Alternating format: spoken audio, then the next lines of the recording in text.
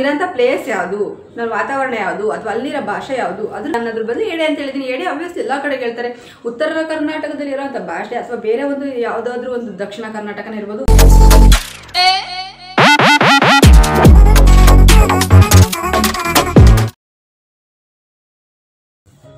Hi friends, welcome back to my YouTube channel Rani Kannada vlogs. ಹೇಗಿದ್ದೀರಾ? I hope ನೀವೆಲ್ಲರೂ ಕೂಡ ತುಂಬಾ ಚೆನ್ನಾಗಿದ್ದೀರಾ ಅಂತೇಳಿ. ಫ್ರೆಂಡ್ಸ್, ಇವತ್ತು ಬಂದು ನವರಾತ್ರಿಯ 8ನೇ ದಿನ. ಇವತ್ತು ಮಹಾಗೌರಿಯನ್ನು ನಾವು ಪೂಜಿಸುವಂಥ ದಿನ. ಅಂದರೆ ಇವತ್ತಿನ ಬಣ್ಣ ಬಂದು ಗ್ರೀನ್ ಕಲರ್. ಯಾವ ಥರ ಬರೀ ಫುಲ್ ಪ್ಲೈನೇ ಹಾಕೋಬೇಕು ಅಂತ ಏನಿಲ್ಲ. ಗ್ರೀನ್ ಕಲರು ಸ್ವಲ್ಪ ಮಟ್ಟಿಗೂ ಕೂಡ ಬಟ್ಟೆಯಲ್ಲಿತ್ತು ಅಂತಂದ್ರೆ ಹಾಕೊಂಡ್ರು ಕೂಡ ಒಂದು ಬಣ್ಣದ ಒಂದು ಸಂಕೇತವಾಗಿ ನಾವು ಪೂಜೆ ಮಾಡ್ತೀವಲ್ಲ, ಆ ಒಂದು ಬಟ್ಟೆನ ನಾವು ಹಾಕ್ಕೊಂಡು ಪೂಜೆ ಮಾಡಿದರೆ ಒಳ್ಳೆಯದು ಅನ್ನೋ ನಮ್ಮ ಭಾವನೆ. ದೊಡ್ಡರು ಹಿರಿಯರು ಹೇಳಿರೋಂಥ ಒಂದು ನಂಬಿಕೆಯ ಮಾತು ಅಂತಲೇ ಹೇಳ್ಬೋದು. ಓಕೆನಾ? ನವರಾತ್ರಿಯ 8ನೇ ದಿನ ಮಹಾಗೌರಿಯನ್ನು ನಾವು ಪೂಜೆ ಮಾಡ್ತೀವಿ. ಸೌಮ್ಯ ಸ್ವಭಾವದವಳು ಅಂತಲೇ ಹೇಳ್ಬೋದು. ಈ ಮಹಾಗೌರಿಯನ್ನು ಪೂಜಿಸುವಂಥ ಸಂದರ್ಭದಲ್ಲಿ ಮಲ್ಲಿಗೆ ಅಥವಾ ಗುಲಾಬಿ ಈ ಥರ ಒಂದು ಆಕೆಗೆ ಪ್ರಿಯವಾದ ಹೂವು ಅಂತಲೇ ಹೇಳ್ಬೋದು ನಾವು. ಆಕೆಗೆ ಈ ಮಲ್ಲಿಗೆ ಗುಲಾಬಿ ಅನ್ನೋಂಥ ಹೂವನ್ನ ನಾವು ತಾಯಿಯ ಮುಡಿಗೆ ಇಟ್ಟು ಅಥವಾ ತಾಯಿಗೆ ಅಲಂಕಾರ ಮಾಡಿ ನಾವು ಪೂಜೆ ಮಾಡೋದ್ರಿಂದ ಆಕೆ ತುಂಬಾ ಸಂತೃಪ್ತಳಾಗ್ತಾಳೆ ಅಂತಲೇ ಹೇಳ್ಬೋದು. ಈ ಥರ ಮಹಾಗೌರಿಯ ಒಂದು ನವರಾತ್ರಿ 8ನೇ ದಿನ ನಾವು ಈ ರೀತಿ ನಾವು ಆಕೆಗೆ ಇಷ್ಟವಾಗುವಂತಹ ಈ ಮಲ್ಲಿಗೆ ಗುಲಾಬಿ ಹಾಗೆ ಗ್ರೀನ್ ಕಲರ್ ಬಟ್ಟೆ ಧರಿಸಿ ನಾವು ಒಂದು ನಂಬಿಕೆಯಲ್ಲಿ ನಾವು ಪೂಜೆ ಮಾಡೋದ್ರಿಂದ ಆಕೆ ಸುಖ, ಶಾಂತಿ, ನೆಮ್ಮದಿ, ಸಂತೋಷ, ಸಂತೃಪ್ತಿನೆಲ್ಲನೂ ಆಕೆ ನಮಗೆ ಒದಗಿಸ್ತಾಳೆ ಅಂತಲೂ ಕೂಡ ನಮ್ಮ ನಂಬಿಕೆ. ಓಕೆ ಫ್ರೆಂಡ್ಸ್, ಇವಾಗ ನನಗೆ ಎಷ್ಟು ತಿಳಿದಿದೆಯೋ ಅಷ್ಟು ಮಟ್ಟಿಗೆ ನಾನು ನಿಮ್ಮ ಜೊತೆ ಶೇರ್ ಮಾಡ್ಕೊಂಡಿದ್ದೀನಿ. ಹಾಗೆ ಇವಾಗ ನಮ್ಮ ಕೂಕು ಏನು ಮಾಡ್ತಾಳೆ ಬನ್ನಿ ನೋಡೋಣ. ಕುಕ್ಕವರಿ ಏನು ಮಾಡ್ತಿದ್ದೆ? ತಿಂಡಿ ಆಯಿತು? 10 ಗಂಟೆ ಆಯಿತು. ನಮ್ಮ ಕೂಕು ಕೂಡ ಗ್ರೀನ್ ಕಲರ್ ಬಟ್ಟೆನ ಹಾಕ್ಕೊಂಡಿದ್ದಾಳೆ ಫ್ರೆಂಡ್ಸ್. ನಾನು ಕೂಡ ಈ ರೀತಿ ಗ್ರೀನ್ ಕಲರ್ನ ಹಾಕ್ಕೊಂಡಿದ್ದೀನಿ. ಇನ್ನೊಂದು ಏನಕ್ಕೆ ಅಂತಂದರೆ, ಪಾಪ ನಮ್ಮ ಕೂಕು ನೆನ್ನೆ ನಾನು ಸೀರೆ ಉಟ್ಕೊತೀನಿ ತುಂಬ ಆಸೆ ಪಟ್ಲು. ಬಟ್ ಆದರೆ ಸೀರೆ ಉಟ್ಕೊಂಡು ನಾನು ಇವಳು ಸೀರೆ ಉಟ್ಕೊಂಡು ಕುತ್ಕೊಳ್ಳೋದಕ್ಕಾಗೋದಿಲ್ಲ, ಬೇಡ ಅಂತಂದರೆ ನಾನು ಇನ್ನೊಂದು ಸೀರೆ ತಂದು ಉಟ್ಕೊಳ್ಳೋಣ ಅಂದರೆ ಪಾಪ ಅವಳು ಸೀರೆ ಮೇಲೆ ಆಸೆ ಪಟ್ಲಲ್ಲ. ಅವಳಿಗೆ ಆಸೆ ಪಟ್ಟು ಅವಳು ಬೇಡ ಅಂತ ನಿಲ್ಲಿಸಿ ನಾನು ಸೀರೆ ಉಟ್ಕೊಳ್ಳೋದಕ್ಕೆ ನಂಗೆ ಇಷ್ಟ ಆಗಲಿಲ್ಲ. ಹಾಗಾಗಿ ನಾನು ಕೂಡ ಈ ಒಂದು ಗ್ರೀನ್ ಟಾಪ್ನ ಹಾಕೊಂಡೆ. ಅವಳು ಕೂಡ ಅವಳದೇ ಒಂದು ಗ್ರೀನ್ ಟಾಪ್ ಇತ್ತು, ಅದನ್ನ ಹಾಕೊಂಡ್ಲು. ಓಕೆ ಫ್ರೆಂಡ್ಸ್, ಇವಾಗ ನಾನು ನಿನ್ನೆ ಒಂದು ರೆಸಿಪಿ ಮಾಡಿದ್ದೆ. ಏನು ರೆಸಿಪಿ ಅಪ್ಪ, ಏನು ಮನೇಲಿ ಸ್ಪೆಷಲ್ ಮಾಡಿದ್ದೆ ಅಂತಂದರೆ, ನವರಾತ್ರಿಯ 7ನೇ ದಿನ ನಾನು ದೇವರಿಗೆ ನೈವೇದ್ಯ ಎಡೆ, ಯಾರೋ ಕಮೆಂಟ್ ಹಾಕಿದ್ರು, ಗೂಬೆ ಅದು ಎಡೆ ಎಲ್ಲ ನೈವೇದ್ಯ. ಎಡೆ ಅಂದರೆ ಅರ್ಥ ಆಗುತ್ತೆ ತಾನೇ ಒಟ್ಟಿನಾಗೆ, ತಿಥಿಗೆ ಅಂತ ಯಾರು ಪರ್ಟಿಕ್ಯುಲರಾಗಿ ಹೇಳಿಲ್ಲ ತಾನೆ. ಇದು ನಮ್ಮ ಕಡೆ. ಈಗ ಉತ್ತರ ಕರ್ನಾಟಕ ಕಡೆ ಹೋಗಿ ಕೇಳಿ ಭಾಷೆಗಳ್ನ. ಉತ್ತರ ಕರ್ನಾಟಕದಲ್ಲಿ ಒಂದು ಭಾಷೆ ವರ್ಡ್ ಹೇಳ್ತಾರೆ ಅಂದರೆ ಅವರಿಗೆ ಕಿರೀಟನೇ ಇಡ್ತಾರೆ. ಪರಿಶೀಲನೆ ಮಾಡಿ ಆಯಿತಾ. ನಾವು ಬೆಳೆದಿರೋ ಒಂದು ವಾತಾವರಣದಲ್ಲಿ ನಮ್ಮ ಕಡೆ ನನಗೆ ಕೇಳಿರೋಂಥದ್ದು, ರೂಢಿಯಾಗಿರೋಂಥದ್ದು, ಅದು ನಮಗೆ ಅಭ್ಯಾಸದಲ್ಲಿರೋಂಥ ಒಂದು ವರ್ಡ್, ಅದು ಯಾವುದು? ಎಡೆ ಅಂತೇಳಿ. ಎಡೆ ಅಂತ ಹೇಳಿದ್ದೀನಿ, ತಪ್ಪೇನು? ಏನು ನನ್ನ ದೇವ್ರಿಗೆ ಊಟ ಇಡ್ತೀನಿ ಅಂತ ಏನು ಹೇಳಿಲ್ವಲ್ಲ. ಅದ್ರ ಗೂಬೆ ಅಂತ ಮೆನ್ಷನ್ ಮಾಡಿ ಹೇಳೋದಕ್ಕೆ ನಾನೇನು ಗೂಬೆ ಆಗಿ ಕುಂತಿಲ್ಲ, ನಾನು ಯೂಟ್ಯೂಬ್ ಮಾಡ್ತಾ ಇದ್ದೀನಿ. ಓಕೆನಾ? ಗೂಬೆ ಆಗಿ ಏನು ಎಲ್ಲೂ ಕೂಕಂತ ಯಾರ ಮನೆ ಸಂಸಾರ ಹೊಡಿಲಿ, ಯಾರಿಗೆ ಹೆಂಗೆ ತಂದಾಕ್ಲಿ, ಅಥವಾ ಯಾರ ಜೀವನ ಹಾಳು ಮಾಡಲಿ, ಯಾರ ಮನೆ ಮುಂದೆ ಹೋಗಿ ಗಲೀಜು ಮಾಡಿಬಿಟ್ಟು ಅವ್ರನ್ನ ಬೀದಿಗಳಿಲಿ ಅಂತ ನಾನು ಯಾರಿಗೂ ನಾನು ಹೊಂಚಾಗ್ತಾ ಇಲ್ಲ. ಯಾರ್ದ ನಮ್ಮ ಮನೆ ಸಂಸಾರ ಹಾಳು ಮಾಡೋದಾರ ಹೊಂಚಾಕ್ಬಿಟ್ಟು ಎಲ್ಲೂ ನನ್ನ ತಲೆ ತಪ್ಪಿಸ್ಕೊಂಡು ಹೋಗಿ ಏನೂ ಎಲ್ಲೂ ಇಲ್ಲ. ಆ ಥರ ಎಲ್ಲ ಕಮೆಂಟ್ಗಳನ್ನ ಹಾಕೋದಕ್ಕೆ ಹೋಗಬೇಡಿ. ನಾನು ಎಡೆ ಅಂತಲೇ ಹೇಳಿದ್ದೀನಿ. ಈಗ ಅದರ ಸಿಮಿಲರ್ ಆಗಿರೋಂಥ ವರ್ಡೇ ಹೇಳಿದ್ದೀನಿ, ಎಡೆ ಅಂತ ಹೇಳಿದ್ದೀನಿ. ಓಕೆನಾ? ಎಡೆ ಅಥವಾ ನೈವೇದ್ಯ ಅಥವಾ ಫಲಹಾರ ಅಂತಲೂ ಹೇಳ್ತಾರೇನೋ ಗೊತ್ತಿಲ್ಲ ನನಗೆ, ಅದ್ರ ಬಗ್ಗೆ ಅಷ್ಟೊಂದು ಗೊತ್ತಿಲ್ಲ. ದೇವ್ರಿಗೆ ತಗೊಂಡು ಊಟ ಇಡ್ತೀನಿ ಅಂತ ನಾನೇನು ಹೇಳಿಲ್ಲ. ಅದನ್ನು ಊಟ ಮಾಡೋಂಥದ್ದು ನರಮನುಷ್ಯರು. ಓಕೆನಾ? ದೇವರಿಗೆ ನಾನೇ ನೈವೇದ್ಯ ಅನ್ನೋದ್ರ ಬದಲು ಎಡೆ ಅಂತ ಹೇಳಿದ್ದೀನಿ. ಎಡೆ ಆಬ್ವಿಯಸ್ಲಿ ಎಲ್ಲ ಕಡೆ ಹೇಳ್ತಾರೆ. ಉತ್ತರ ಕರ್ನಾಟಕದಲ್ಲಿ ಇರೋಂಥ ಭಾಷೆ ಅಥವಾ ಬೇರೆ ಒಂದು ಯಾವುದಾದ್ರೂ ಒಂದು ದಕ್ಷಿಣ ಕರ್ನಾಟಕನೇ ಇರ್ಬೋದು, ಉತ್ತರ ಕರ್ನಾಟಕನೇ ಇರ್ಬೋದು, ಅಲ್ಲೇ ಭಾಷೆಗೂ ಇಲ್ಲಿರೋಂಥ ಭಾಷೆಗಳಿಗೂ ನೀವು ಟ್ಯಾಲಿ ಮಾಡಿ ನೋಡಿ. ನಿಮ್ಮ ಜಾಗದಲ್ಲಿ ಇರ್ತೀರಲ್ವ, ಅಲ್ಲೇ ಭಾಷೆಗೂ ಆ ಕಡೆ ಒಂದು ಭಾಷೆಗೂ ನೀವು ನಿಮ್ಮ ಪದಗಳನ್ನ ಟ್ಯಾಲಿ ಮಾಡಿ ನೋಡ್ಕೊಳ್ಳಿ. ಯಾವ ಥರ ಇದೆ ಈ ಪದ ಏನು ಅಂತೇಳಿ. ಆ ಥರ ನಂದು ಒಂದು ಪದ ಇರುತ್ತೆ ಎಡೆ ಅನ್ನೋದು. ಅದನ್ನು ನಾನು ತಪ್ಪು ಅಂತ ಏನು ಹೇಳ್ತಾ ಇಲ್ಲ. ಬಟ್ ಆದರೆ ನೀವು ಹೇಳೋ ರೀತಿ ಒಳ್ಳೆ ರೀತಿ ಹೇಳಿದ್ರೆ ನಾನು ಅಕ್ಸೆಪ್ಟ್ ಮಾಡ್ಕೊಂಡು, ಗೂಬೆ ಅನ್ಸ್ಕೊಳಕ್ಕೆ ಯಾರು ನಿಮ್ಮನೆ ಬಾಗಿಲಿಗೆ ಒಂದು ಬಿದ್ದಿಲ್ವಲ್ಲ, ನೀವೇ ನನಗೆ ನಿಟ್ಟು ಬಟ್ಟೆ ಹಾಕಿ ಸಾಕ್ತಾ ಇಲ್ವಲ್ಲ ಅಂದಿರೋಂಥ ಪರ್ಸನಿಗೆ ಮಾತ್ರ ಹೇಳ್ತಾರಂತ. ಓಕೆನಾ? ಹಂಗಾಗಿ ಹೇಳಿದ್ದು ಗೂಬೆ ಅದು ನೈವೇದ್ಯ ಎಡೆಲ್ಲ ಅಂತ ಹೇಳೋದಕ್ಕೆ ಅದು ನಮ್ಮ ಒಂದು ರೂಢಿ, ನಮ್ಮ ಒಂದು ಭಾಷೆ, ಪ್ಲೇಸ್ ಮತ್ತು ವಾತಾವರಣ, ಕಲ್ಚರ್ ಅದೆಲ್ಲ ಅದ್ರ ಮೇಲೆ ಡಿಪೆಂಡ್ ಆಗಿರುತ್ತೆ ಮಾತು ಅನ್ನೋದು. ಓಕೆನಾ? ನಾನಿರೋಂಥ ಪ್ಲೇಸ್ ಯಾವುದು, ನನ್ನ ವಾತಾವರಣ ಯಾವುದು, ಅಥವಾ ಅಲ್ಲಿರೋ ಭಾಷೆ ಯಾವುದು, ಅದ್ರ ಮೇಲೆ ಡಿಪೆಂಡ್ ಆಗಿರುತ್ತೆ ನನ್ನ ಒಂದು ಭಾಷೆ. ಅದನ್ನು ಅರ್ಥ ಮಾಡ್ಕೊಂಡ್ರೆ ನೀವು ಈ ರೀತಿ ಎಲ್ಲ ಕಮೆಂಟ್ ಹಾಕೋದಿಲ್ಲ. ಗೂಬೆ ಹಂಗೆ ಹಿಂಗೆ ನೈವೇದ್ಯ, ಅದು ನೈವೇದ್ಯ ಸರಿ, ಎಡೆ ಅಂತಲೂ ಅಂತಾರೆ. ಒಟ್ಟು ಅದು ಗುರು ಹಿರಿಯರಿಗೂ ಎಡೆ ಅಂತ ಹೇಳ್ತಾರೆ. ಓಕೆ, ಒಪ್ಕೊಂತೀನಿ. ಅವರು ಸತ್ತ ಮೇಲೆ ದೇವರಾಗೇ ಇರ್ತಾರೆ. ಅಂದರೆ ಅಲ್ಲಿ ಈ ದೇವರ ಸಮಾನನೇ ಆಗಿರ್ತಾರೆ. ಅವ್ರಿಗೆ ಎಡೆ ಅಂತ ಹೇಳ್ತಾರೆ, ಇವ್ರಿಗೆ ನೈವೇದ್ಯ ಅಂತ ಹೇಳ್ತಾರೆ. ಕೆಲವು ಕಡೆ ಹೇಳಿದ್ದೀನಲ್ಲ, ಬೇರೆ ಭಾಷೆಗಳನ್ನ, ಬೇರೆ ಒಂದು ಕರ್ನಾಟಕದ ಭಾಷೆ, ಉತ್ತರ ಕರ್ನಾಟಕ, ದಕ್ಷಿಣ ಕರ್ನಾಟಕ. ಓಕೆನಾ? ಈ ಒಂದು ಇಲ್ಲಿರೋ ಅಂಥ ಒಂದು ಪ್ಲೇಸಿಗೆ ಮತ್ತೆ ನೆಕ್ಸ್ಟ್ ಇರೋ ಅಂಥ ಒಂದು ಬಾರ್ಡರ್ ಬಿಟ್ಟಿರೋ ಅಂಥದ್ದೊಂದು ಇರುತ್ತೆ. ಅಲ್ಲಿ ಒಂದು ಸಪ್ರೇಟ್ ಒಂದು ಜಿಲ್ಲೆ ಜಿಲ್ಲೆ ರಾಜ್ಯದಲ್ಲೇ ಕರ್ನಾಟಕದಲ್ಲೇ ಅಲ್ಲಿ ವ್ಯತ್ಯಾಸ ಮಾಡ್ಕೊಳ್ಳಿ. ಕೆಲವು ಕಡೆ ಕಿರೀಟನೇ ಇರ್ತಾರೆ, ಕೆಲವು ಕಡೆ ಅಪ್ರಿಷಿಯೇಟ್ ಮಾಡ್ತಾರೆ, ಕೆಲವು ಕಡೆ ವರ್ಡ್ ಕೇಳಿದ್ರೆ ಆಗಲ್ಲ, ತಿಕ್ಕಿಡಿದು ಹುಚ್ಚಿಡ್ದು ಮೆಂಟ್ಲಾಗಿ ಹೋಗ್ಬಿಟ್ಟಿರ್ತಾರೆ. ಅದಕ್ಕೆಲ್ಲ ನಾವು ಏನು ತಲೆ ಕೆಡಿಸ್ಕೊಳ್ಳೋದಕ್ಕಾಗೋದಿಲ್ಲ. ನಾವು ಇಲ್ಲಿ ನಮ್ಮ ಭಾಷೆಯಲ್ಲಿ ಮಾತ್ರನೇ ನಾವು ಮಾತಾಡೋದಕ್ಕಾಗೋದು. ಎಲ್ಲ ಭಾಷೆನೂ ಯಾರೂ ಕಲ್ತಿರೋದಿಲ್ಲ, ಅಥವಾ ಎಲ್ಲ ಕನ್ನಡನೇ ಆದ್ರೂ ವೇರಿಯೇಷನ್ ಸ್ವಲ್ಪ ಹೆಚ್ಚು ಕಮ್ಮಿ ಇರುತ್ತೆ. ಓಕೆನಾ? ಇದನ್ನು ನನ್ನ ಹಾರ್ಡಾಗಿ ಹೇಳಿದೆ ಅಂತ ಅಂದ್ಕೊಂಡ್ರೆ ಹಾರ್ಡಾಗಿ ಹೇಳಿದೆ ಅಂತ ಅಂದ್ಕೊಳ್ಳಿ. ನಾನು ಯಾರಿಗೂ ಹಾರ್ಡಾಗಿ ಹೇಳಿಲ್ಲ, ನೀವೇ ನನಗಿನ್ನ ಹಾರ್ಡಾಗಿ ಹೇಳಿರೋದು. ಗೂಬೆ ನೈವೇದ್ಯದು ಎಡೆ ಅಲ್ಲ ಎಡೆ ಅಂತ ಹೇಳ್ತೀಯಲ್ಲ ಅಂತ. ಆತ್ಮಕ್ಕೆ ಅವರು ಕರೆಕ್ಟಾಗಿದ್ದರೆ ಅದಕ್ಕಾದ್ರೂ ಭಗವಂತ ಮೆಚ್ಚನ. ಅವ್ರನ್ನ ಎಳ್ಳಿಗಾದ್ರೂ ಹಂಚ್ಬೇಕಂತೆ, ಬೇರೆಯವ್ರಿಗೆ ಹಂಚಿಲ್ಲ ಅಂದ್ರು ಜನ, ಅವ್ರನ್ನ ಎಳ್ಳಿಗಾದ್ರೂ ಹಂಚ್ಬೇಕಂತೆ. ಕರ್ಮ ಎಡೆ ಎಡೆ ಇದು ನೈವೇದ್ಯ ಇದು ಅಂತ ಹಿಂಗೆಲ್ಲ ಒಬ್ರಿಗೆ ಹೇಳೋದಕ್ಕಿಂತ ಅದು ವರ್ಡ್ ಒಳ್ಳೆ ರೀತಿಯಾಗಿ ಹೇಳ್ಬೋದಿತ್ತಲ್ಲ. ಅದು ನೈವೇದ್ಯನಮ್ಮ ಎಡೆ ಅಲ್ಲ ಅಂದ್ರೆ ಆಯಿತು. ಇದನ್ನು ಗೂಬೆ ಅನ್ಸ್ಕೊಳಕ್ಕೆ ನಿಮ್ಮಪ್ಪ ಬಂದು ಸಾಕ್ತಾ ಇದ್ದಾನೆ ನನ್ನನ್ನು. ಇವಾಗ ಏನೋ ಹೇಳೋದಕ್ಕೆ ಹೋದೆ, ಏನೋ ಒಂದೆರಡು ಮಾತು ತುಂಬ ಹರ್ಟ್ ಆಗೋ ಥರ ಮಾತಾಡ್ತಾರೆ. ಮತ್ತು ನಾವೇನು ಮಾಡೇ ಇಲ್ಲ ಅಂತ ಹೇಳ್ತಾರೆ. ಅಂಥ ಜನಗಳಿಗೆ ಭಗವಂತನೇ ತೋರಿಸ್ಬೇಕು. ನಾನು ಕೇಳೋದು ಪ್ರತಿ ಸಲ ಪೂಜೆ ಮಾಡೋ ಕುತ್ಕೊಳ್ಳೋದು ಅಂತ ನಾನು ಮಾಡೋದು ಮಾಡಿಬಿಟ್ಟು ನಾನೇನೇ ಮಾಡೇ ಇಲ್ಲ ಅಂತೇಳಿ ತಂದಿಗೆ ತಮಾಷೆ ಮಾಡಿ ಹಿಂಸೆ ಕೊಟ್ಟು ನರ್ಕ ತೋರಿಸ್ತಾ ಇರ್ತಾರಲ್ವಾ, ಅದು ಅವ್ರ ಪಾಲಿಗೆ ಅವ್ರು ನರ್ಕ ಅನ್ಕೊಂಡಿರ್ತಾರೆ. ಬಟ್ ಅದನ್ನು ನಾವೆಲ್ಲದನ್ನು ಇಗ್ನೋರ್ ಮಾಡಿರ್ತೀವಿ. ಯಾವುದನ್ನು ನಮ್ಮ ಮನಸ್ಸಲ್ಲಿ ಇಟ್ಕೊಂಡಲ್ಲ. ಅಂತರಿಗೆ ಭಗವಂತನೇ ಬುದ್ಧಿ ಕಲಿಸ್ಲಿ ಅಷ್ಟೇ. ಓಕೆನಾ? ಯಾರು ಯಾವ ಥರ ಬ್ಯಾಡ್ ಕಮೆಂಟ್ ಹಾಕ್ತಾರೋ, ಯಾರು ಯಾವ ಥರ ಇನ್ನೊಬ್ರು ಜೀವನದಲ್ಲಿ ಉಳಿ ಹಿಂಡ್ಬಿಟ್ಟು ತಮಾಷೆ ನೋಡಿ ತಂದಾಕಿ ಇವು ಎಲ್ಲ ಮಾಡ್ತಾ ಇರ್ತಾರೆ. ಭಗವಂತ ಮಾತ್ರ ಮಾಡಬೇಕು, ಮಾಡ್ತಾನೆ ಬಿಡಲ್ಲ ಭಗವಂತನೇ ಅಂಥ ಜನಗಳಿಗೆ ಶಿಕ್ಷೆ ಕೊಡೋವಂಥದ್ದು. ಓಕೆನಾ? ಓಕೆ ಫ್ರೆಂಡ್ಸ್, ಇನ್ನು ಯಾರಿಗಾದ್ರೂ ಆಯಿತು ಕಮೆಂಟ್ ಹಾಕುವಾಗ ಒಂದು ಒಳ್ಳೆ ರೀತಿಯಲ್ಲಿ ಮಾತಾಡೋಕ್ಕಾಗಲ್ಲ ಕೈ ಬಿಟ್ಬಿಡಿ, ನೋಡ್ತೀರಾ ಖುಷಿ ಪಡಿ ಅಷ್ಟೇ. ಯಾಕಂದರೆ ಡಾಟಾ ಹಾಕ್ಸ್ಕೊಂಡಿರ್ತೀರಲ್ವ, ಯಾವುದಾದ್ರೂ ನೋಡಲೇಬೇಕು. ಮನಸ್ಸಿಗೆ ಖುಷಿ ಉಲ್ಲಾಸ ಅನ್ನೋದು ಸಿಗೋದಿಲ್ಲ, ಟೈಮ್ ಪಾಸ್ ಆಗಬೇಕಲ್ವ, ನೋಡಿ ಸಂತೋಷ. ಆದರೆ ಒಳ್ಳೆ ರೀತಿಯಲ್ಲಿ ಮಾತಾಡಿ. ಕೆಟ್ಟ ರೀತಿಯಲ್ಲಿ ಮಾತಾಡಿದ್ರೆ ನೀವು ಅವ್ರದಾಗಿ ಬ್ಲಾಗ್ ಮಾಡೋ ಜೊತೆಗೆ ನೀವು ಕೆಟ್ಟ ರೀತಿಯಲ್ಲಿ ಮಾತಾಡಿ ದ್ವೇಷ ಕಟ್ಕೊಂಡು ಸಾಧನೆ ಮಾಡೋದೇನೈತೆ? ನೀವು ಹುಟ್ಟಿರೋದು ಭೂಮಿ ಮೇಲೆ, ಅದಕ್ಕೆನಾ? ಅಯ್ಯೋ ಭಗವಂತ. ಇದರಲ್ಲಿ ಆ ಒಂದು ವಿಡಿಯೋದಲ್ಲಿ ನೀವು ಅಬ್ಸರ್ವ್ ಮಾಡಿ, ನಾನು ದೇವ್ರಿಗೆ ನೈವೇದ್ಯ ಮಾಡಬೇಕು, ನೈವೇದ್ಯ ಇಡಬೇಕು ಅಂತಲೇ ಹೇಳಿದ್ದೀನಿ. 2 ಪದನೂ ಯೂಸ್ ಮಾಡಿದ್ದೀನಿ. ಓಕೆನಾ? ಇದ್ರ ಮೇಲೆ ನಾವೇನು ಹೇಳೋದಕ್ಕಾಗಲ್ಲ. ಅರ್ಥ ಮಾಡ್ಕೊಂಡು ಮಾತಾಡೋರಿಗೆ ಏನಾದರೂ ಹೇಳ್ಬೋದು. ಅರ್ಥ ಆಗದೆ ತಿಕ್ಲು ಥರ ಮಾತಾಡೋ ಜನಕ್ಕೆ ತಿಕ್ಳುಗಳು ಅಂತ ನಾನು ಯಾವತ್ತೂ ಇಗ್ನೋರ್ ಮಾಡಿಬಿಟ್ಟಿದ್ದೀನಿ. ಅವಕ್ಕೆಲ್ಲ ನಾನು ತಲೆ ಕೆಡಿಸ್ಕೊಂಡಿದ್ದರೆ ನಾನು ಇಷ್ಟೇ ಹ್ಯಾಪಿಯಾಗಿ ಇರ್ತಿರ್ಲಿಲ್ಲ. ಅವು ಏನು ಉದ್ಧಾರ ಆಗೋದಕ್ಕಲ್ಲ ಅವೆಲ್ಲ ಮಾತಾಡೋದು, ಅವೆಲ್ಲ ಹಾಳಾಗೋಗೋದಕ್ಕೆ. ಅವು ಹಾಳಾಗೋಗಿರ್ತವೆ. ಇನ್ನಿದ್ದರನ್ನು ನೋಡಿಬಿಟ್ಟು ಅವ್ರು ತೆಗಿರೋ ಒಂದು ದರಿದ್ರ ಕೊಚ್ಚನೆ ಎಸಿತಾ ಇರ್ತಾವೆ ಅಷ್ಟೇ. ಬಿಟ್ಟರೆ ಅದಕ್ಕೆಲ್ಲ ನಾವು ತಲೆ ಕೆಡಿಸ್ಕೊಳ್ಳೋದಿಲ್ಲ. ಅದರಲ್ಲಿ ನೈವೇದ್ಯನ ಅಂತ ಹೇಳಿದ್ದೀನಿ. ಕಿವಿಗೆ ಏನಾನು ಇಟ್ಕೊಂಡು ಏನಾನ ಕೇಳ್ತಾ ಇದ್ದರೆ ಅದನ್ನು ತೆಗೆದುಬಿಟ್ಟು ಕ್ಲೀನಾಗಿ ಕೇಳಿಸ್ಕೊಳ್ಳಿ. ಇನ್ನೊಂದ್ಸಲ ರಿಪೀಟ್ ಆಗಿ ಇನ್ನೊಂದ್ಸಲ ನೋಡಿ. ಕಣ್ಣು ಕಪಾಳ ಹಿಂಗೆ ಕ್ಲೀನಾಗಿ ಬಿಟ್ಟು ಕಿವಿ ಕೊಟ್ಟು ನೋಡ್ತಾ ಇರ್ಬೇಕಾದ್ರೆ ನೀಟಾಗಿ ನೋಡಬೇಕು. ಒಬ್ರಿಗೆ ಏನೋ ಒಂದು ಸುಮ್ಮನೆ ಅಂದುಬಿಡೋದಲ್ಲ. ಅನ್ನುವಾಗ ಅದು ಪರ್ಟಿಕ್ಯುಲರ್ ಆಗಿರಬೇಕು, ಅದು ನಿಜ ಆಗಿರಬೇಕು. ಏನಾದರೂ ಒಂದು ಹೇಳಿದೆ. ಓಕೆನಾ? ನಿನ್ನೆ ದೇವರಿಗೆ ಏನು ಎಡೆ ಅಥವಾ ನೈವೇದ್ಯ ಮಾಡಿದ್ದೆ ಅಲ್ವಾ, ಅದನ್ನು ರೆಸಿಪಿನ ಅದು ಡೀಟೇಲಾಗಿ ನಾನು ಹಾಕಿರಲಿಲ್ಲ. ಹಂಗಾಗಿ ಇವಾಗ ಅದನ್ನು ನಾನು ನಿಮ್ಮ ಜೊತೆ ಶೇರ್ ಮಾಡ್ಕೊತಿದ್ದೀನಿ. ಏನೇನು ಮಾಡಿದೆ, ಹೇಗೆ ಮಾಡಿದೆ ಅನ್ನೋದನ್ನು ನಾನು ನಿಮ್ಮ ಜೊತೆ ಶೇರ್ ಮಾಡ್ಕೊತೀನಿ. ಎಲ್ಲರೂ ಕೂಡ ಹಾಗೆ ಮಾಡ್ತಾರೆ, ಬಟ್ ನಾನು ಮಾಡಿರೋ ರೀತಿ ನಾನು ನಿಮ್ಮ ಜೊತೆ ಶೇರ್ ಮಾಡ್ಕೊತೀನಿ. ಅಕಸ್ಮಾತ್ ಯಾರಾದರೂ ಆ ಒಂದು ರೆಸಿಪಿಗಳನ್ನ ಮಾಡೋದು ಮರ್ತಿದ್ರೆ ನಾನು ಮಾಡೋವಂಥ ರೆಸಿಪಿನ ನೋಡಿ ಮತ್ತೆ ನೆನಪಾಗಿ ನೀವು ಮಾಡಿ ಹೇಳ್ತಾ ಕಂಟಿನ್ಯೂ ಮಾಡ್ತಾ ಇದ್ದೀನಿ. ಎಲ್ಲೂ ಸ್ಕಿಪ್ ಮಾಡಬೇಡಿ, ಎಲ್ಲ ಪೂರ್ತಿ ವಿಡಿಯೋನ ನೋಡಿ. ಆದರೆ ಒಳ್ಳೆ ಕಮೆಂಟ್ ಹಾಕಿ, ಇಲ್ಲಿದ್ರೆ ಕಮೆಂಟೇ ಹಾಕಬೇಡಿ. ಓಕೆನಾ? ಹೋಗಿ ನೋಡ್ಕೊಂಬನ್ನಿ. ಬಾಯ್. ನೆಕ್ಸ್ಟ್ ಇರ್ತೀನಿ ಫ್ರೆಂಡ್ಸ್. ನಾನು ಸಬ್ಬಕ್ಕಿ ಪಾಯಸ ಮಾಡಿ ತುಂಬ ದಿನ ಆಗೋಗಿತ್ತು. ತುಂಬ ದಿನ ಅಂತಂದರೆ ವರ್ಷಗಟ್ಟಲೆನೇ ಆಗೋಗಿತ್ತು. ಒಂದು ಸಲ ಅಂದರೆ ವರ್ಷ ಅಂತಂದರೆ ಸುಮಾರು 4 ವರ್ಷ 5 ವರ್ಷ ಆಗಿದೆ.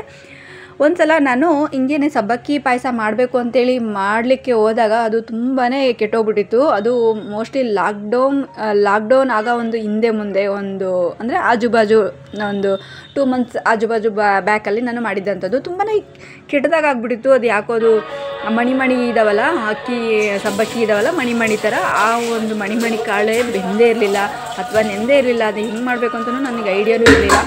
ಬಟ್ ಆದರೆ ಯಾರೋ ಮುಸ್ಲಿಮ್ಸು ಮಾಡಿದಾಗ ನನಗೆ ಒಂದು ಬೌಲಲ್ಲಿ ಹಾಕಿ ಕೊಟ್ಟಿದ್ದರು. ನನಗೆ ಪರಿಚಯ ಇರೋಂಥವ್ರು, ನನಗೆ ಫ್ರೆಂಡ್ ಆಗಿದ್ದಂಥವ್ರೇ.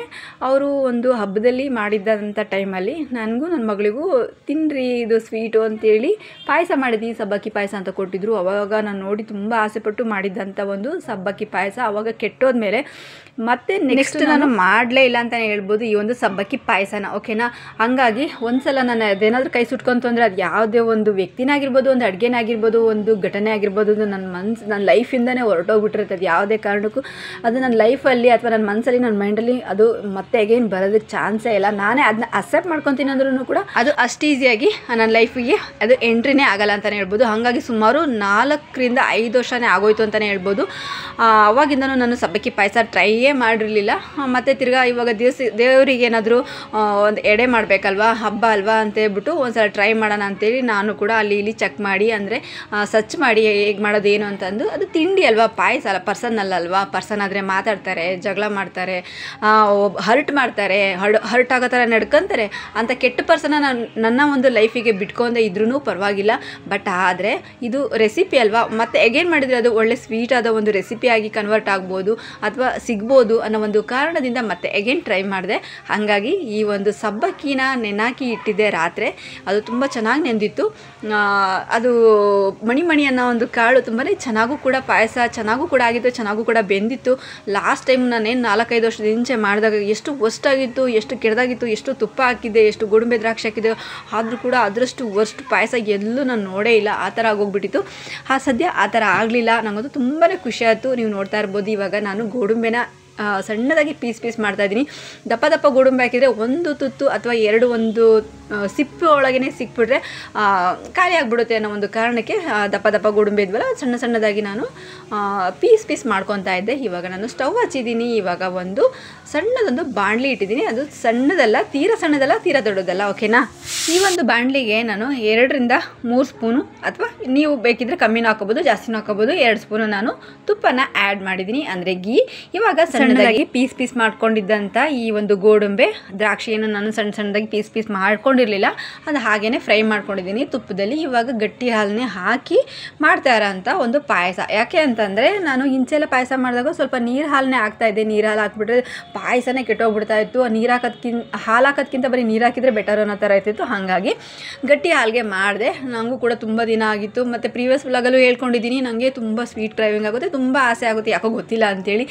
ಜಾಸ್ತಿ ಸ್ವೀಟ್ ತಿನ್ನಬೇಕು ಅನಿಸುತ್ತೆ ಅಂತೇಳ್ಬಿಟ್ಟು ಹಂಗಾಗಿ ಸ್ವೀಟ್ ಹುಡ್ಕೊಂಡು ಹೋಗ್ಬಿಟ್ಟು ಸ್ವೀಟ್ ಅಂಗಡಿಯಲ್ಲಿ ವೆರೈಟಿ ಸ್ವೀಟ್ಗಳು ತಂದು ತಿಂತಾ ಇದ್ದೆ. ಹಂಗಾಗ್ಬಿಟ್ಟು ನನಗೆ ಸ್ವೀಟ್ ಮಾಡುವಾಗ ಸ್ವಲ್ಪ ಚೆನ್ನಾಗಿ ಮಾಡೋಣ ಅಂತೇಳ್ಬಿಟ್ಟು ಮಾಡಿದೆ. ಇದಕ್ಕೆ ಗಟ್ಟಿ ಹಾಲನ್ನೇ ಕ್ವಾಂಟಿಟಿ ಮೇಲೆ ಎಷ್ಟು ನಾವು ಸಬ್ಬಕ್ಕಿ ತಗೊಂಡಿರ್ತೀವಲ್ವ, ಅದು ಒಂದು ಕ್ವಾಂಟಿಟಿ ಮೇಲೆ ನಾವು ಹಾಲನ್ನ ಹಾಕೋಬೇಕಾಗುತ್ತೆ. ಹಾಗೆ ಏಲಕ್ಕಿ ಪುಡಿನೂ ಕೂಡ ಹಾಕಿದ್ದೀನಿ. ಅದು ನೆಕ್ಸ್ಟ್ ಮುಂದೆ ಅದು ಕ್ಲಿಪ್ಪಿಂಗ್ನ ಹಾಕಿದ್ದೀನಿ ಅಂತಲೇ ಹೇಳ್ಬೋದು. ಇವಾಗ ಅದಕ್ಕೆ ಚೆನ್ನಾಗೆಲ್ಲ ಮಿಕ್ಸ್ ಮಾಡಿ ಒಂದು ಕುದೀತಾ ಇದೆ. ಆ ಕಡೆ ಅದು ಸ್ಟವಲ್ಲಿ ನಾನು ಇಟ್ಟಿರೋಂಥದ್ದು, ಈ ಕಡೆ ಸ್ಟವಲ್ಲಿ ನಾನು ಮೊಸರು ಒಗ್ಗರಣೆ ಹಾಕ್ಲಿಕ್ಕೆ ಈ ಕಡೆ ಸ್ಟವ್ನ ಹಚ್ಚಿ ಈ ಕಡೆ ನಾನು ಪ್ಯಾನ್ ಇಟ್ಟಿರೋಂಥದ್ದು. ಇವಾಗ ಸಬ್ಬಕ್ಕಿನೂ ಕೂಡ ಆ್ಯಡ್ ಮಾಡಿದ್ದೀನಿ ಫ್ರೆಂಡ್ಸ್, ಓಕೆನಾ. ಇವಾಗ ಅದು ಚೆನ್ನಾಗಿ ಸಣ್ಣ ಉರಿನಲ್ಲಿ ಅದು ಕುದಿಬೇಕು. ಆಗಾಗ ಕೈನೂ ಕೂಡ ಆಡಿಸ್ತಾ ಇರಬೇಕಿಲ್ಲ ಅಂತಂದರೆ ತಳ ಹಿಡಿದ್ಬಿಡುತ್ತೆ. ಯಾಕಂದರೆ ಸಬ್ಬಕ್ಕಿ ನೆಂದುಬಿಟ್ಟು ಅದು ಒಂಥರ ಪೇಸ್ಟ್ ಥರ ಆಗ್ತಾ ಇರುತ್ತಲ್ವ, ಅದು ಉಡಿ ಬೇಗ ಮುಟ್ಟಿದ ತಕ್ಷಣ ಉಡಿ ಬಿದ್ದುಬಿಡುತ್ತೆ. ಹಂಗಾಗಿ ನೀರಲ್ಲಿ ಹಾಕಿದ ತಕ್ಷಣ ಅಥವಾ ಹಾಲಲ್ಲಿ ಹಾಕಿದ ತಕ್ಷಣ ಬೇಗ ಮೆಲ್ಟ್ ಆಗಿಬಿಡುತ್ತೆ, ಅಥವಾ ಬೇಗ ಅದ್ರ ಉಡಿ ಅನ್ನೋದನ್ನು ಬಿಟ್ಬಿಡುತ್ತೆ. ಹಾಗಾಗಿ ನಾವು ಆಗಾಗ ತಿರುಗಿಸ್ತಾ ಇರಬೇಕು, ಇಲ್ಲಾಂದರೆ ತಳ ಹಿಡಿದ್ಬಿಡುತ್ತೆ, ಓಕೆನಾ. ಇವಾಗ ಅದು ಕುದೀತಾ ಇದೆ, ಸ್ವಲ್ಪ ಸಣ್ಣ ಉರಿನಲ್ಲಿ ಕುದಿಸ್ತಾ ಇದ್ದೀನಿ. ಈ ಕಡೆ ನಾನು ಮೊಸರಿಗೆ ಅಥವಾ ಮೊಸರನ್ನ ಮಾಡಲಿಕ್ಕೆ ನಾನು ಒಗ್ಗರಣೆ ಹಾಕ್ಕೊಳ್ತಾ ಇರೋಂಥದ್ದು. ಸ್ಟವ್ ಹಚ್ಚಿ ಸಾರಿ ಫ್ರೆಂಡ್ಸ್, ಇವಾಗ ನಾನು ಏಲಕ್ಕಿ ಹಾಕ್ತಾ ಇರೋಂಥದ್ದು ಮುಂದಿನ ಕ್ಲಿಪ್ಪಿಂಗಲ್ಲಿ ಬರುತ್ತೆ ಅಂತ ಹೇಳ್ದಲ್ವ, ಇವಾಗ ಆಗ್ತಾ ಇರೋಂಥದ್ದು. ಅದು ಮತ್ತೆ ಆಗಾಗ ತಿರುಗಿಸ್ತಾನೆ ಇರಬೇಕು, ಇಲ್ಲಾಂದ್ರೆ ತಳ ಹಿಡಿಯುತ್ತೆ, ಓಕೆನಾ.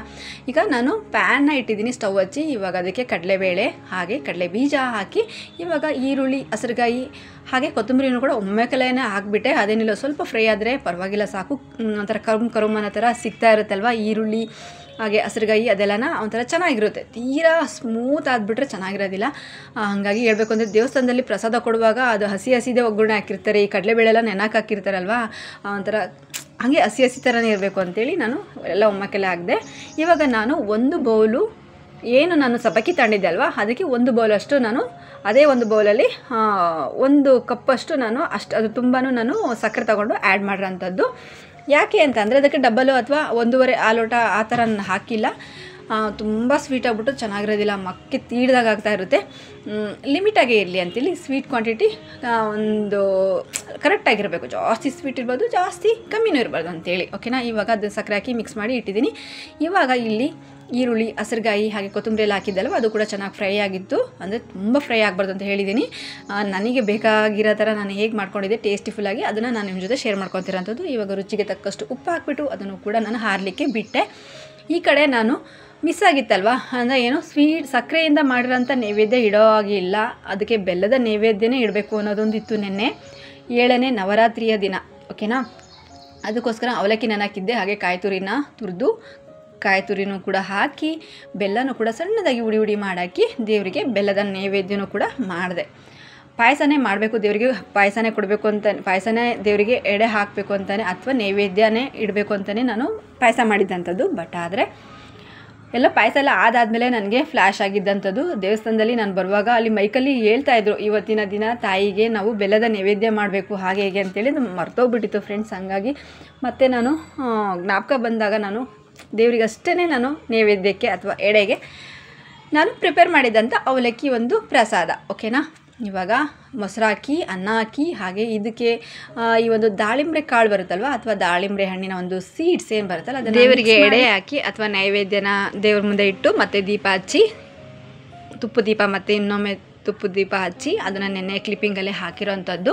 ಬೆಳಿಗ್ಗೆ 5 ಗಂಟೆಗೆ ಪೂಜೆ ಮಾಡಿದಾದಮೇಲೆ ಎಡಿಟ್ ಆದ ನಂತರನೂ ಕೂಡ ಮತ್ತೆ ನಾನು ತುಪ್ಪ ದೀಪ, ಒಂದು ಸಣ್ಣ ಬತ್ತಿ, ತುಪ್ಪದ ಬತ್ತಿ ಅಂತ ಬರುತ್ತಲ್ಲ ಅದನ್ನು ಹಚ್ಚಿ ಪೂಜೆ ಮಾಡಿದಂಥದ್ದು ಫ್ರೆಂಡ್ಸ್. ಇವಾಗ ದೇವರಿಗೆ ನೈವೇದ್ಯ ಆಯ್ತಲ್ವ, ಇವಾಗ ಆಶನ್ಗೂ ಕೂಡ ಕರೆದು ಅವಳಿಗೂ ಕೂಡ ಕೊಟ್ಟೆ.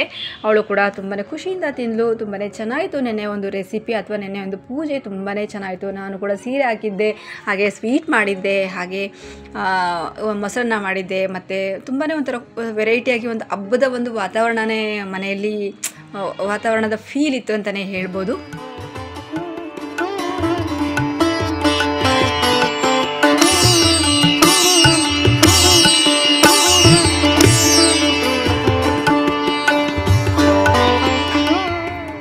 ಫ್ರೆಂಡ್ಸ್ ನೋಡ್ಕೊಂಬಂದ್ರ ನಾನು ಏನೇನು ರೆಸಿಪಿ ಮಾಡಿದೆ, ಹೇಗೆ ಮಾಡಿದೆ, ಏನು ಎತ್ತ ಅಂತೇಳಿ.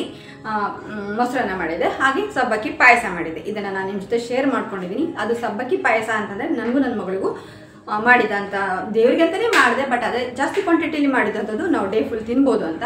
ಹಾಗೆ ಬೆಲ್ಲದ ಒಂದು ನೈವೇದ್ಯನೂ ಕೂಡ ಮಾಡಿದ್ದೆ. ಅದೂ ಕೂಡ ಏನಕ್ಕೆ ಅಂತ ದೇವರಿಗೆ ನಿನ್ನೆ ದಿನ ಅಂದರೆ 7ನೇ ದಿನ ತಾಯಿಗೆ ಬೆಲ್ಲದಿಂದನೇ ಮಾಡಿರೋಂಥ ಸ್ವೀಟ್ ಆಗಬೇಕಾಗಿತ್ತು. ಹಾಗಾಗಿ ನನಗೆ ತಕ್ಷಣಕ್ಕೆ ಫ್ಲ್ಯಾಶ್ ಆಗಿದ್ದೆ ಏನು ಅಂತಂದರೆ, ಈ ಅವಲಕ್ಕಿನೇನು ಹಾಕ್ಬಿಟ್ಟು ಕಾಯಿ ತುರಿ ಹಾಕ್ಬಿಟ್ಟು ಬೆಲ್ಲನ ಸಣ್ಣದಾಗಿ ಪುಡಿ ಮಾಡಿ ಮಿಕ್ಸ್ ಮಾಡಿದರೆ ಅದು ತುಂಬಾ ಶ್ರೇಷ್ಠವಾಗಿರುತ್ತೆ, ಹಾಗೆ ಈಸಿಯಾಗೂ ಇರುತ್ತೆ. ಹಾಗೆ ನನಗೆ ತಟ್ಟಂತ ಉಳಿದಿದ್ದು ಅದೊಂದೇ ರೆಸಿಪಿ. ಹಾಗಾಗಿ ಅದನ್ನು ನಾನು ದೇವರಿಗೆ ನೈವೇದ್ಯ ಮಾಡಿ ಎಡೆ ಮಾಡಿ ಇಟ್ಟಿದ್ದಂಥದ್ದು, ಓಕೆನಾ. ಇವತ್ತಿನ ವ್ಲಾಗ್ ಇಷ್ಟೇ. ಈ ವ್ಲಾಗ್ ಹೇಗಿತ್ತು ಅನ್ನೋದನ್ನು ದಯವಿಟ್ಟು ಕಮೆಂಟಲ್ಲಿ ತಿಳಿಸಿ, ಒಳ್ಳೆ ರೀತಿಯಲ್ಲಿ ತಿಳಿಸಿ, ಇಲ್ಲಿದೆ ತಿಳಿಸೋದಕ್ಕೆ ಹೋಗಬೇಡಿ ಅಂತ ಹೇಳ್ತಾ, ಇನ್ನು ಯಾರೆಲ್ಲ ನನ್ನ ಚಾನಲ್ಗೆ ಸಬ್ಸ್ಕ್ರೈಬ್ ಆಗದೆ ನೋಡ್ತಿದ್ರೆ ಪ್ಲೀಸ್ ನನ್ನ ಚಾನಲ್ಗೆ ಸಬ್ಸ್ಕ್ರೈಬ್ ಮಾಡಿಕೊಂಡು ಸಪೋರ್ಟ್ ಮಾಡಿ. ಹಾಗೆ ಈ ವಿಡಿಯೋ ನಿಮಗೆ ಸ್ವಲ್ಪನಾದರೂ ಇಷ್ಟ ಆದರೆ ದಯವಿಟ್ಟು ಲೈಕ್ ಮಾಡೋದನ್ನು ಮರಿಬೇಡಿ ಅಂತ ಹೇಳ್ತಾ, ನಾನು ಮತ್ತೆ ಮುಂದಿನ ಒಂದು ಒಳ್ಳೆ ವ್ಲಾಗಲ್ಲಿ ಸಿಗ್ತೀನಿ. ಅಲ್ಲಿವರೆಗೂ take care, bye, love you all.